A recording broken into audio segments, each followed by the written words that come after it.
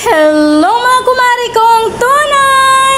For today's video nga ni po pala ay magluluto uli ako nitong laing. Itong laing po nga ni na ito or gabi ay galing pa ho itong Mindoro. Kaya ilang araw na ho nga ni dini sa amin ay hindi pa naluluto at nabulok na nga ni yung pinakang dahon nito. At ito nga ni ay nagayat-gayat ko na ay di nilagay ko na nga ni ho dini yung pangalawang gata. Niluluto ko nga ni muna ito sa pangalawang gata bago ko lagyan ng pampalapot na kakanggata. Akin lang nga ni tinakluban ito hanggang maluto yung ating laing. At makalipas nga ni ang ilang minuto ay diiring nga ni at luto na itong ating nilulutong laing or gabi.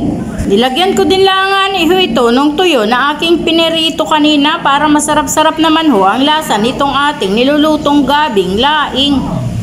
Akin lang nga ni ikinalat-kalat yung tuyo doon sa ibabaw at ito ay hindi pa nga ni ito ang final na luto nito. Kailangan natin itong intaying maiga at kumati ang sabaw.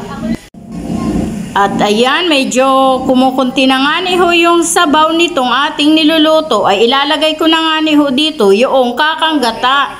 At binuhos ko na nga ni yung kakanggata dito at ito ay intayin lang nating maglangis-langis o latik-latik yung ating nilulutong gabi or laing.